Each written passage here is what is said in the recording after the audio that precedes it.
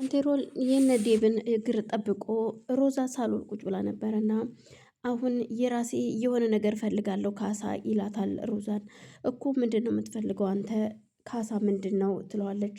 ምክንያቱም ሮዛ እየመሰላት ባንቴሮ እንደማይንቀሳቀስና መሄድ መራመድ መቆም እንደማይችል ነበር።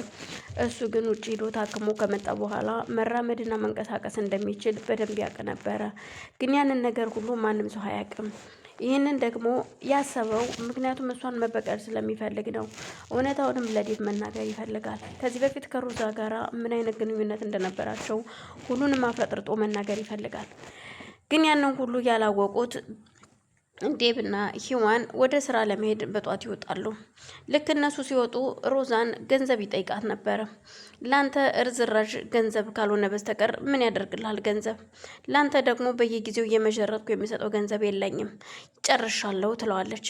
እንግዳውስ ደግሞ ምን ሊያደርግልህ ነው ደግሞ ገንዘብ የምትፈልገው? ላንተ እኮ እርዝራዥ ገንዘብ ይበቃል። ምክንያቱም ቤት ነው የምትውለው። የት ስትሄድ ከሰው ጋር ስትገናኝ ገንዘብ ያስፈልግሃል። ምን ልታደርግበት ነው ስትለው አንቺን የምገልበት ሲላት ምን? አዎ አንቺን ልገልበት ነው ይላታል። በዛን ሰዓት ሮዛ ትደነግጥና ከተቀመጠችበት ብድግ ብላ ወደ መኝታ ቤት ለመሄድ ስትሮጥ እሱም ከተቀመጠበት ተነስቶ ይይዛታል። እዩልሽ አንቺን እገልሻለሁ ከእስከ ዛሬ ካደረግሽው አሁን ይበልጣል። ግን ደግሞ እኔ ባንቺ ደም ማቆሸሽ አልፈለኩም ነበረ እጄን፣ ግን ደግሞ ነገሮች አስገደዱኝ። አንቺን ገድዬ እኔ ራሴን ላቆሸሽ ነው። ሮዛን ገደለ ተብዬ እስር ቤት ልገባ ነው።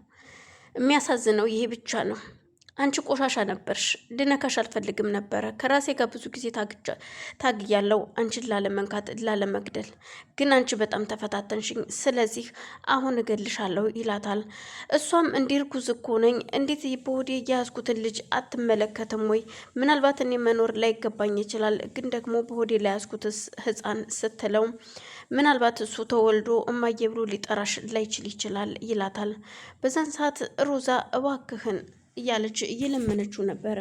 በዛን መሀል ዴብና ሂዋን ከግቢ እንደወጡ በዴብ ስልኩ ይጮሃል። የደወሉት የሉሊት እናት ነበሩ። ስልኩን ከኪሱ ውስጥ አውጥቶ የሉሊት እናት ናቸው።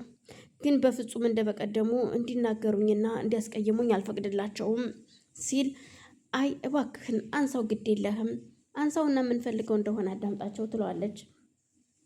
እሱም የእሷን ምክር ሰምቶ እሺ ብሎ ስልኩን እያነሳና ሄሎ ሲል ልጄ ይቅርታ አድርግልኝ፣ አይኔን በጨው አጥቤ ደወልኩኝ መልሼ ይሉታል። ችግር የለውም አሁን መናገር የሚፈልጉትን ነገር ቀጥታ ይናገሩ ሲል እሱም በቁጣ ይመልስላቸዋል። እባክህ ልጄ ይቅርታ አድርግልኝ፣ ይቅርታ መጠየቅ የነበረበት መጀመሪያ ነው። ልጆ እንደዚህ አይነት ነገር ልትናገር አይገባትም ነበር ሲሉት በፍጹም ልጅ አንተ እንደምታስበው አይደለም። ልጄ አበባዬ እንደዚህ አይነት ነገር አልነገረችኝም። የኔ አበባ ያወቀችውም አንተ ከቤት ከሸኛት ካስወጣሃት በኋላ ነበረ ይህንን ነገር የሰማችው እንጂ አበባዬ ልጄ ስለ እንደዚህ አይነት ነገር የምታውቀው ታሪክ የለም ይሉታል። ዴብ የሚደነግጥና እሺ ታዲያ ምንድን ነው ታዲያ ማን ነው እንደዚህ አይነት ወሬ የነገረውት? ማን ነው ታዲያ እንደዚህ የውሸት ዜና እያወራለሁት ሲላቸው አይ ልጅ እባክህን እንደው ይቅርታ አድርግልኝ።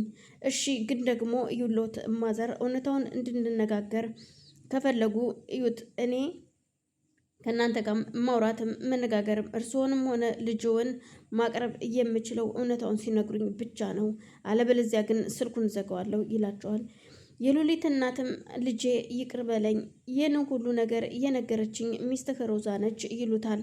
በዛን ሰዓት በጣም ይደነግጥና ምን አሉ ማዘር ሲል አዎ ሚስትህ ሮዛ ነች ይህን ሁሉ ነገር የነገረችኝ እንጂ ልጄ አበባዬ የምታውቀው ነገር የለም።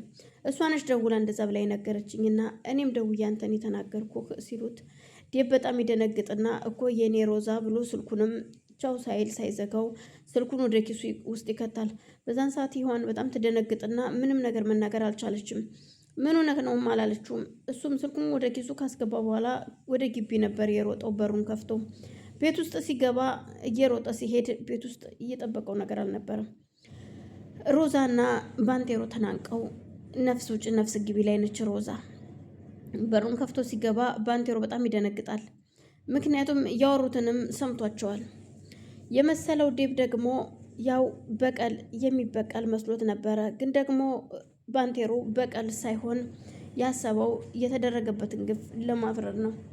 እናም ቆይ ሲል እንኳንም ደረስክልኝ ይኸውልህ ዴብ፣ አንተ እንዳሰብከው አይደለም፣ ሁሉንም ነገር እኔ ያስረዳሃለሁ ሲለው፣ ዴብ ደግሞ ማዳመጥም ሆነ መስማት አይፈልግም።